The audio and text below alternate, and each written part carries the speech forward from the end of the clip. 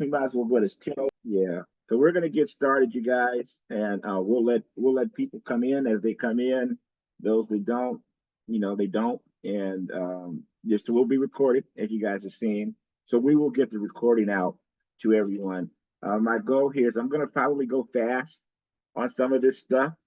I will hang around afterward for questions or Q&A if you guys would like. The goal though is Frank likes to get everybody out within 30 minutes. For those of you that know me, that's an easy talk for me for 30 minutes. But let's go ahead and talk about it. Obviously we're talking about our databases. And as you've noticed, I've been talking about databasing a lot lately.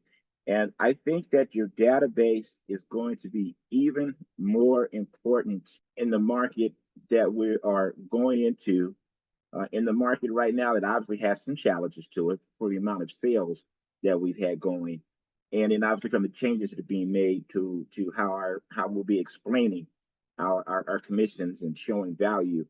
And when I first, and I want to say this because when I first started, which was like a quadrillion years ago, well, only was 36 years ago now, right? Is that there were, when you really look back at times like that, you got to remember we had just got fax machines my couple of years into the market. There was no internet. There was no Zillow. There was no looking at homes online. There was none of that.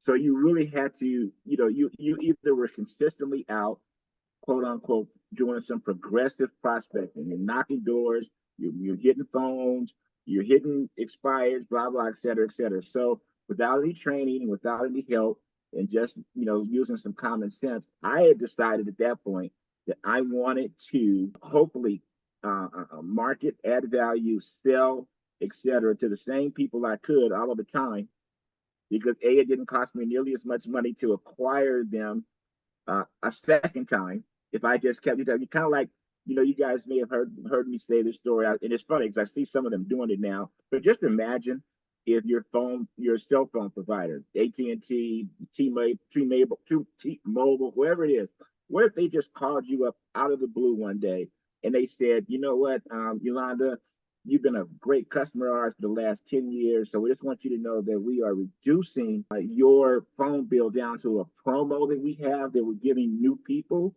And we just want to thank you for your service and your loyalty and blah, blah, blah. And they did that for you. Would you ever leave them? Of course not. Of course not. So what I decided as a young man was I wanted to build that type of loyalty, that type of a database. Didn't have any idea. We didn't have CRMs yet. We didn't have the, when I got top producer, that was in like 94. I was one of their first customers in 94, 95. That stuff wasn't available then. You had notebooks and 8.5 byte cards and card files, right? Here's the thing though that is really kind of good about an old school thing and how you can use it in our modern technology. So you're not going to be able in this market, excuse me, I'm going to say I won't, because some of y'all may have more money than me. You're not going to be able to, in most cases, outspend, out budget, out market a Zillow, a Redfin. But you're just not gonna be able to reach, more than likely, on a consistent basis what it will take to reach millions of people on a consistent basis, right? That's like a fight you can't win, in my opinion. But you know what you can do? You can build a good base of people that you can out Zillow. You can out Redfin. Because guess what? You can concise, show value, build a book of business, two, three, four, 500,000, 2,000 people, however you do it. And guess what? Zillow is not going to be able to outdo you. You know why?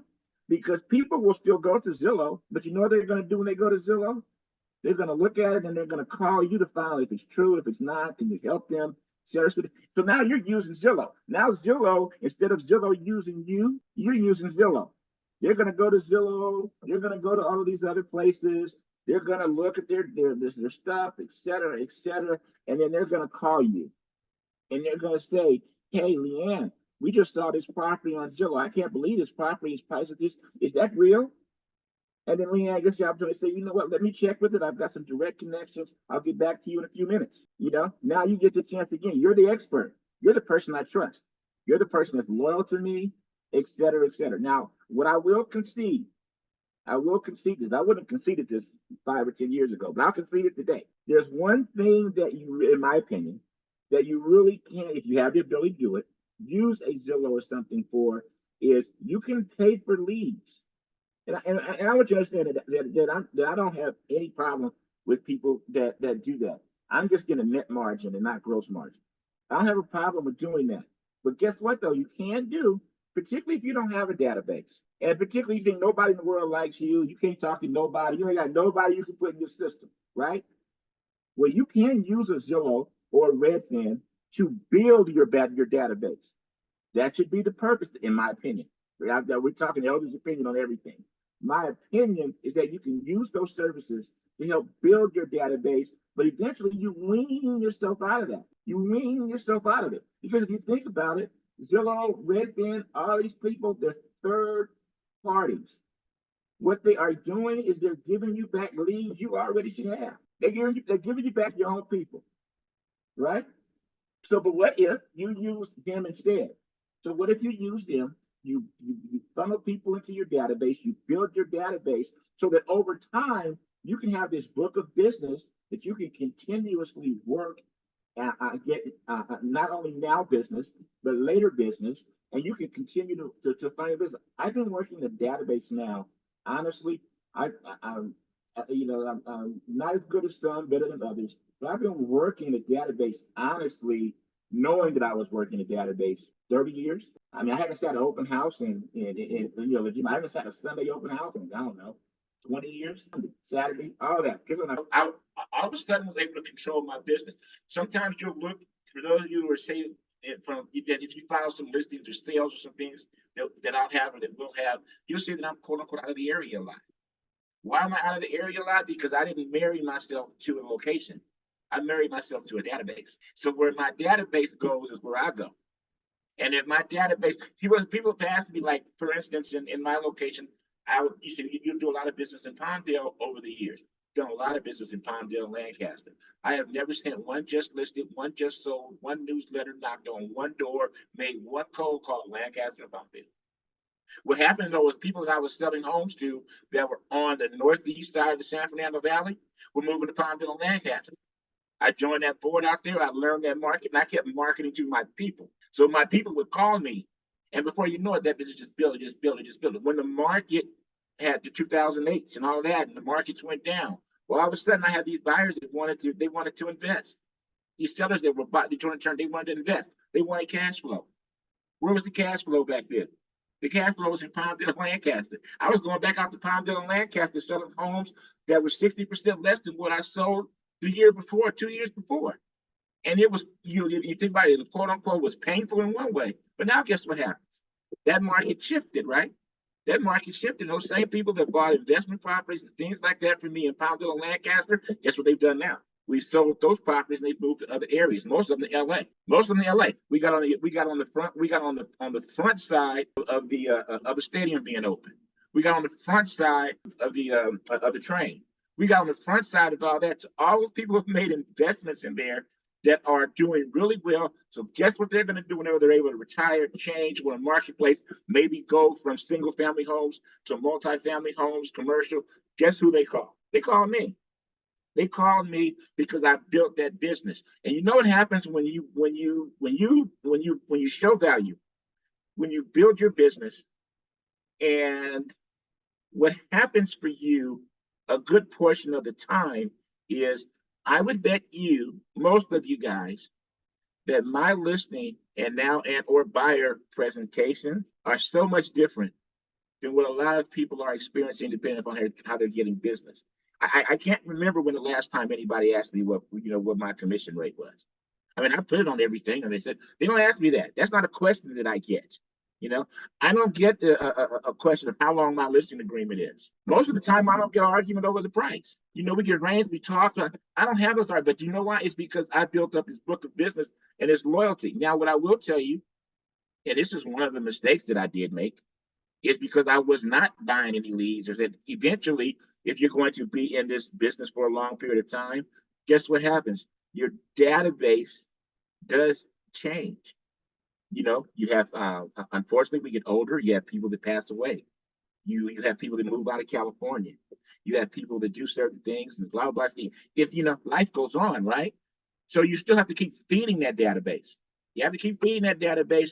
But I just want to reiterate that to you, that you feed it, you maintain it, and you can maintain this book of business and not have to be dependent or be in competition with someone that's in a fight that you're not going to win. Like, I'm not going to jump in the ring with Mike Tyson. I already know the outcome of that. Yeah, I know, no, thank you. I can find something else to do, right? So in our business, if it comes to spending money, Zillow is Mike. You ain't going to outspend Zillow. You know, you're just not. So let's talk about a couple of things about who goes in your database, what you do to your database, at least how I work and how I maintain mine.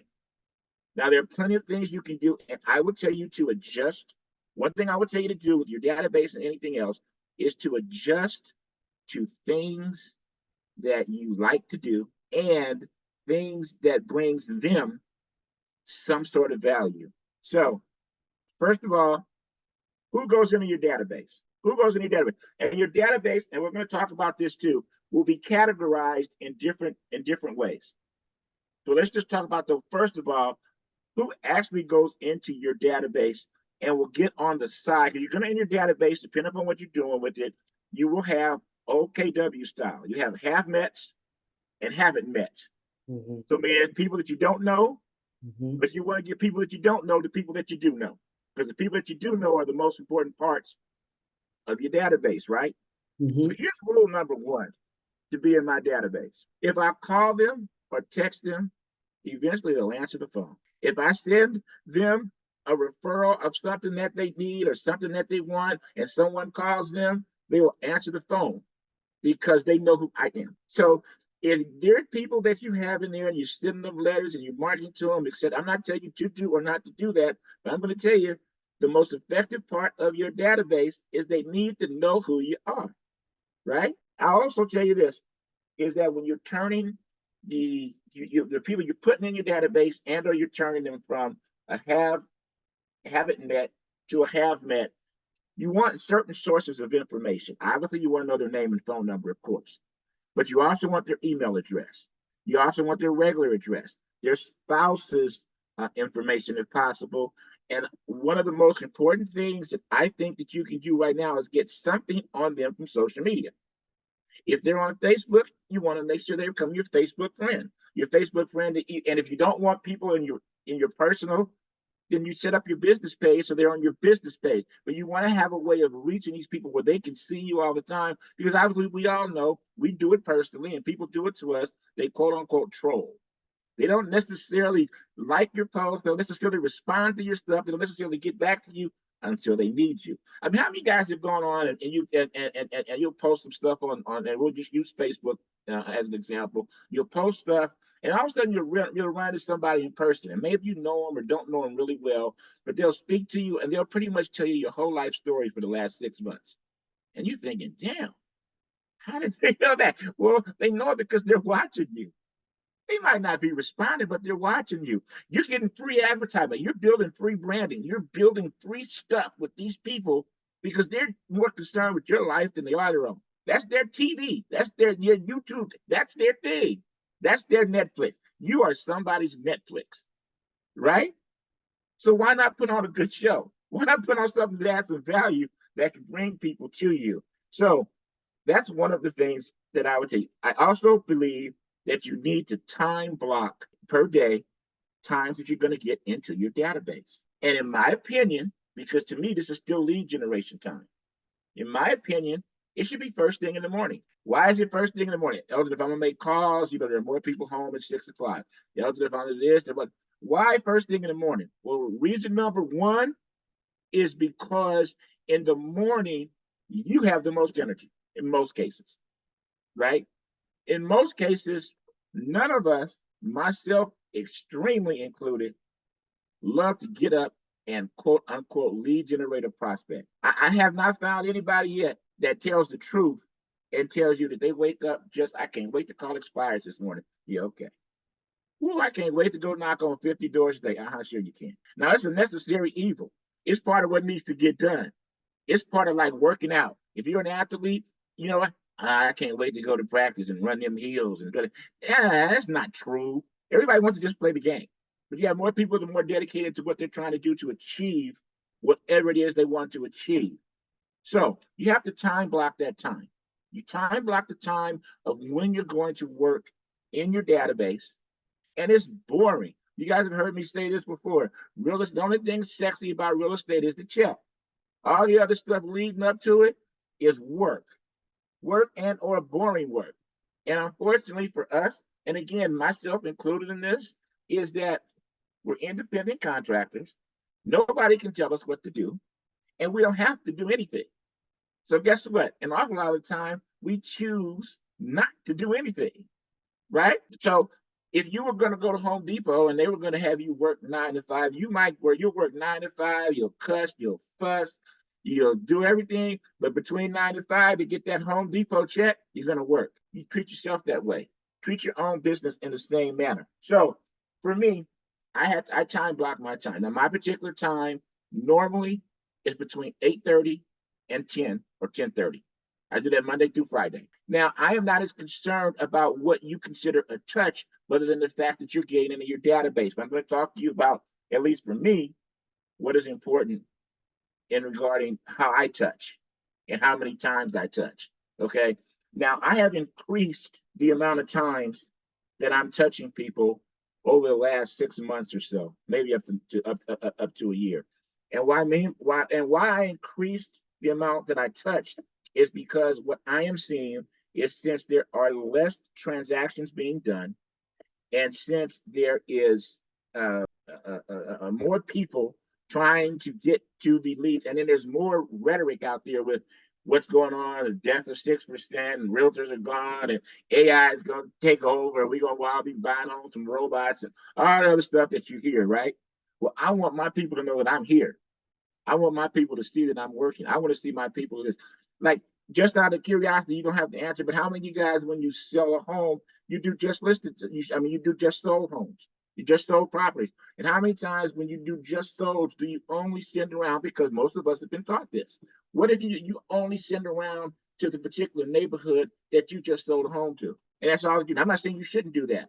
You send it to 50 people, 100 people. What if every time you sold a home, everybody in your database who already know you gets a just sold, gets a just listed, gets a just whatever? What if that person got that? Because you know what that person's going to say?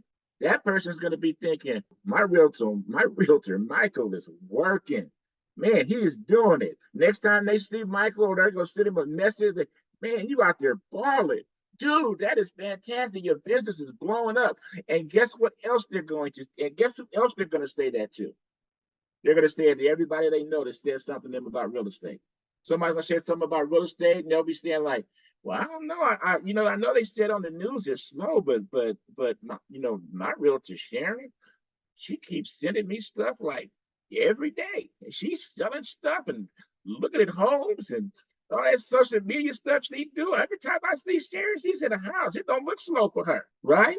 That's and who are you sending this to? You're sending it to people who already hopefully respect, love you, and have worked with you or refer you to someone. And now you got people that are hopefully rooting for your success.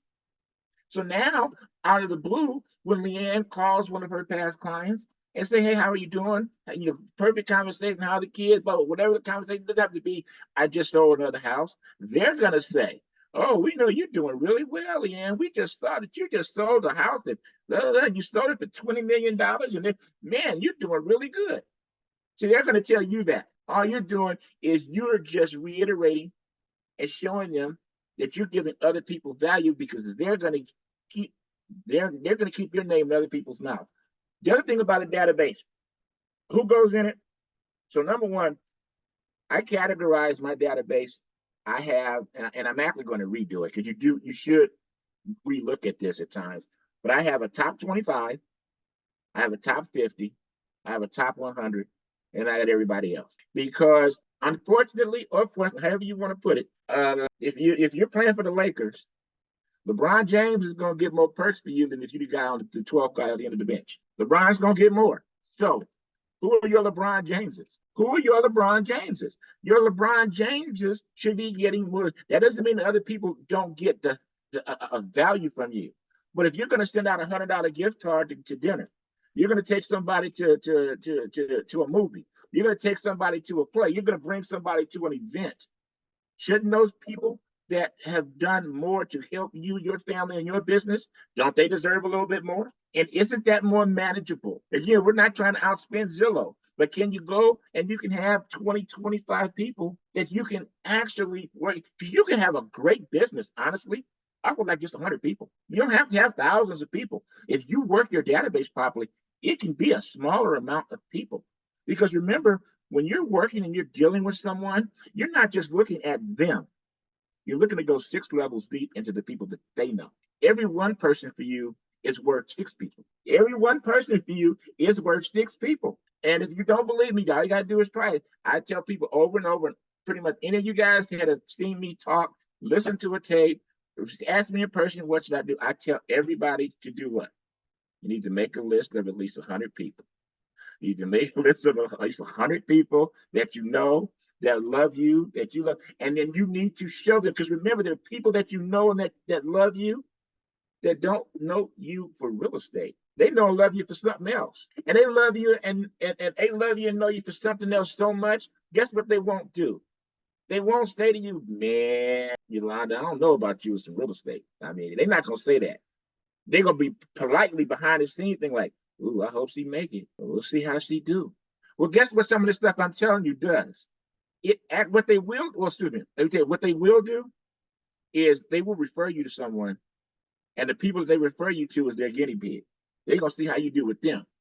Now, they're not going to necessarily reserve, they're not that first referral, depending upon the relationship you have with them, might not be, say, their sister, their mom, or something like that. It may be just another friend that they heard is looking, and they're gonna give you the referral to see what you can do with it. Because they're looking at you now to see if you any good. But when their need it comes up, that they'll work in you and work with you as well, or refer you to people that then are closer to them. Because the closer they are to them, right?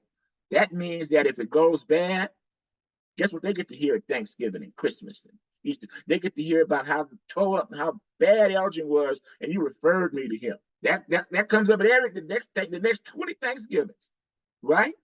So you have to make sure that you're positioning yourself. You have to understand and you think about what these people are thinking, because if you're honest with yourself, we all think the same thing. We think it's the same thing. Can I ask you a question? How many times would you say when you do get a referral from your database and you've attempted to call them, how many times, if they're not responding, like they've responded, you've had an appointment with them, and then their timeline says, well, I'm not sure if I'm going to do it this year or maybe the beginning of next. How many times within that timeline should you attempt to give them a call if they just go dark? So I got a couple responses to that. Depending, and if they go quote unquote dark, like you're saying, then maybe they shouldn't be in your database at all, or maybe they just don't become as much of a priority. Like you're going to so here, I'm gonna tell you what I'm doing. I'm gonna tell you the least that you should do. In my opinion, the least amount that you should do is you should be touching your whole database at least 2 times a month. Now, a touch can be anything you want it to be. It can be a call. It can be a personal note. It can be a newsletter. It can be a Facebook message. It can be a text. It can be anything you want to. But there should be twice a year that they see or hear from you. They don't have to respond. They don't have to respond. If you get somebody that's gone quote unquote real dark, though, Caroline, and you get that feeling, and they're in your database, but maybe they're not in your database because you've already done business with them or already known them as well or something like that, then you may move them up in a category. Because there's one thing that we have to remember. We have to remember that no matter what they tell us, that life goes on and that we're not the highest priority to them. We're probably, out of everything that's going on in their life, we're the least amount of the priority to them until they need us. Then we move up the food chain, right? But during the time period they don't really need us right then, doesn't mean they don't really necessarily want to hear from us. Doesn't mean they really want to talk to us. They're just not ready yet.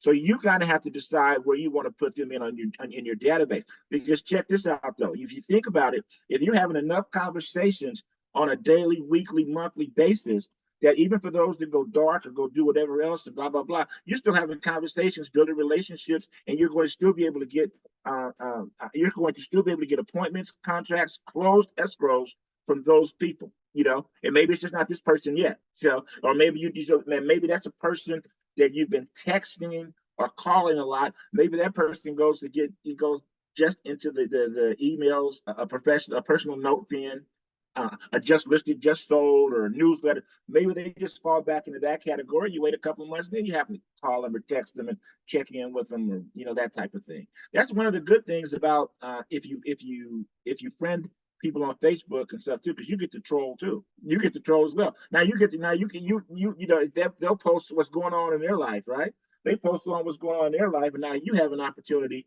to now, when you call them, hey, I saw that such and such just graduated from school. Or, hey, I saw that you just got married. Or, I just how's that work? Hey, I saw that great vacation you went on. That's the one we get a lot.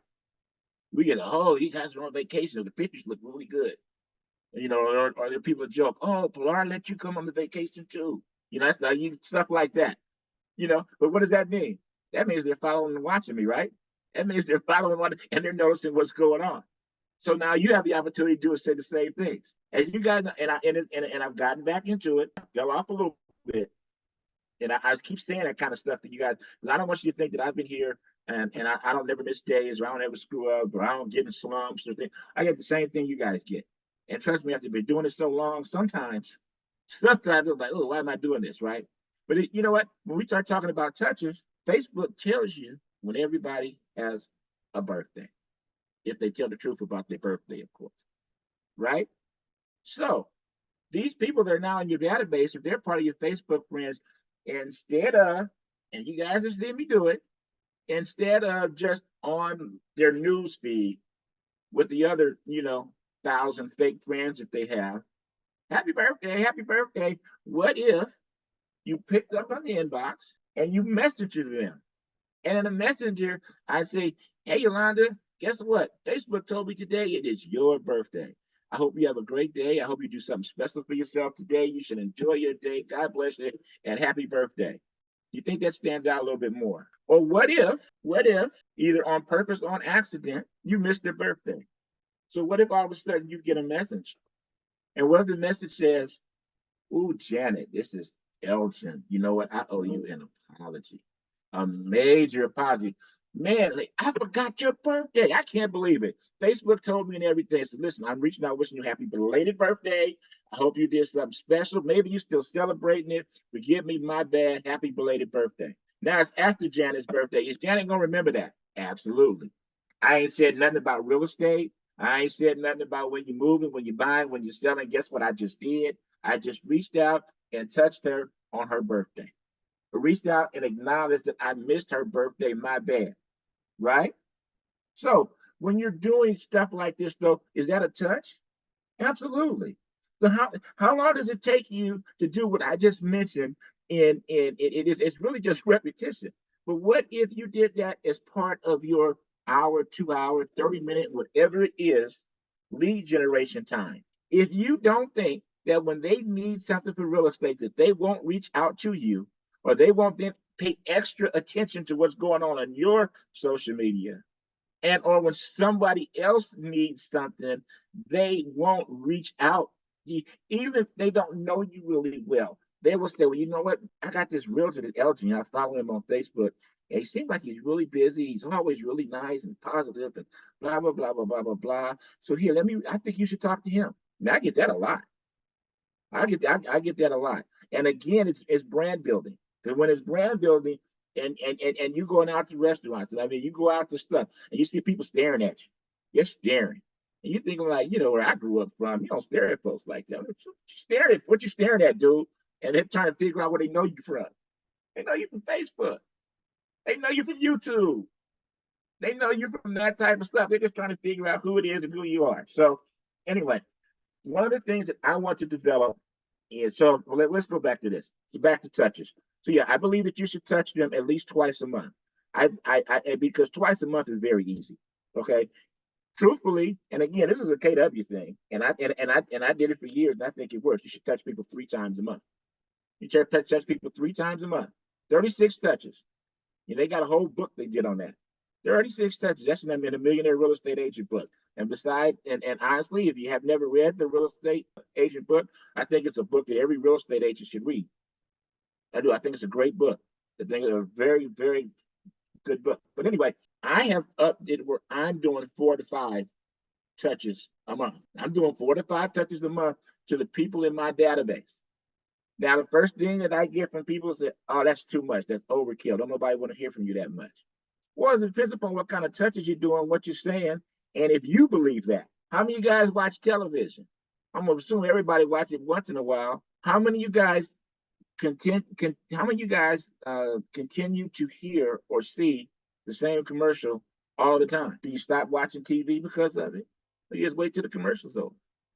And if it's a product you want, you get it when you want it, right? If you want, you get it when you want it. So I touching them that amount of times per day. What I'm also doing is I believe that you should try and create raving fans out of your database. You want to create some people that are in your database that are such raving fans that they go out and actually get mad at people that don't use you. What do you mean you didn't use Michael? I told you he was my realtor. I told you this and that. See, that's why you all screwed up. That's why you're in the position that you're in. You want people to go out and advocate for you. You want that advocacy of people to say, I can't believe you didn't use Elgin. Really? Really? Well, I'll see if he'll talk to you now. He may not talk to you anymore. You want people to advocate for you that way. So I got the 30-minute warning from our administrator here.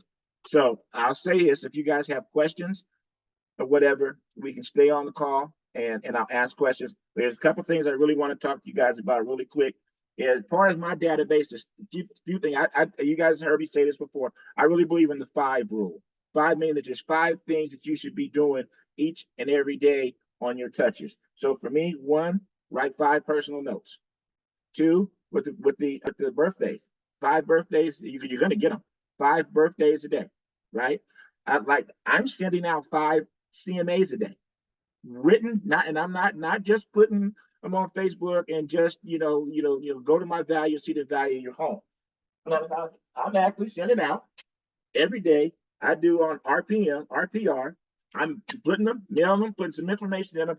This will cost me $1.87. It's going to somebody in my database, providing them with something they can touch, see, and feel a value on their home. Trust me, it gets shelf life. Trust me, it gets phone calls. I do it religiously. The other thing you guys are probably not going to like, but you should do, and you got to do, is videos. You guys need to do videos. 5 videos a day.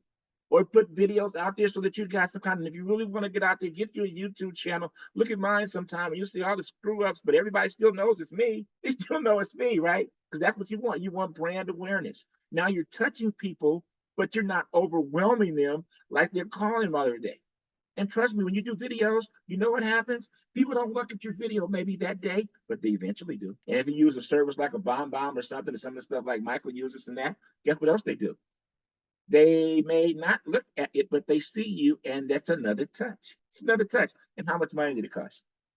Cost you nothing. The other one is 5 texts. 5 texts. If they have the time to talk to you, they'll talk to you. If they don't, they don't, and that's okay. You just reaching out and touching them. Now you can fill it with the type of content. The content does not always have to be real estate, but those are some of the things that you want to do. Facebook, Instagram, 5 inbox messages and things you can do.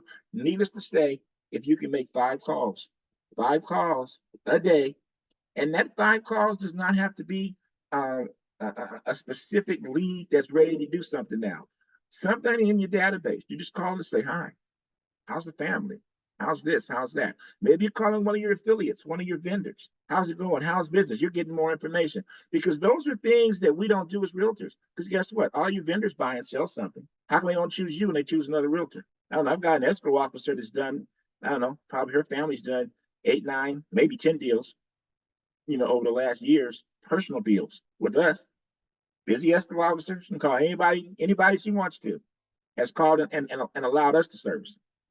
I'm just saying, when Gene was a title rep, there were certain situations where there were certain type of transactions, and he was like, hey, Elgin, this guy really needs your help, and you probably should do this, I mean, he was #1 title rep in the region. He could have called anybody, but he figured that I could service that person's need better. So I'm just saying that you want to get out, you want to have these conversations, you want to build loyalty, you want to be authentic as possible, you want to do all of that and build your business. But you build your database will stick with you and be there for you as long as you decide to sell real estate. And guess what you can do at some point if you want to? At one point, you can sell your database. I mean, is there anybody here on this call that if I were to say, hey, Yolanda, you know what? I'm getting ready to get out of business and I want to sell you my database. And what if in part of my database, you know what?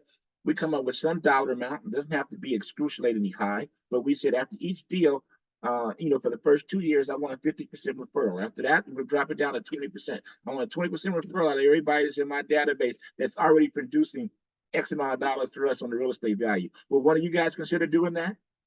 Of course you would. If you're a business person, of course you would. So why not? That's another exit strategy for you beside revenue share, stocks. But that's an exit strategy for you in building your book of business. So with that, because Kristen warned me already that I'm at the 30-minute mark. Anybody have any questions? Or Chris, if you need to take it off the record, I don't care if you keep it on or keep it off. That's up to you. I don't mind sending everybody out something that's a little bit longer. But whatever that is, process is, it is.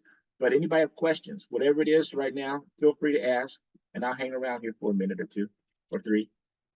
I just want to say thank you, Elgin. I remember working your database as your buyer's agent, and it's incredible what you do with your database. You stay on your database, so I appreciate this today. Thank you, I appreciate it. Yeah, for those of you guys that don't know, Yolanda has just gotten back into business with us, and yes, she was a buyer's agent for Pilar and I for a couple of years or so, and it's nice to know that she's come back. So that's great. Thank you, Yolanda. Anybody have any other questions? Any thoughts? I just think I did good. No problem, Leanne. Have a great rest of your day. Listen, if nobody has anything, then I'm going to let y'all go. And I'm going to let you go get in your database. Start working. Build it. Right? Let's put it together. Hey, remember, thank you, Elgin. You're welcome. And this can be the best year that all of us has ever had. All you got to do is stay with a very positive mindset. Stay productive. Network as much as possible. Don't beat yourself up when it doesn't work that day. And you'll be just fine. So thank you guys. Thank you very much. thank you, Thank you Elgin. very much, Elgin. Oh, man, absolutely, man. Absolutely. All righty. Hope it helps. You guys want to send this recording out?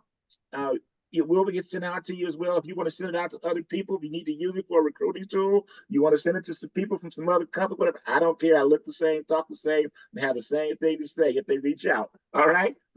Everybody, bless you guys. Thanks a lot, and let's get it done.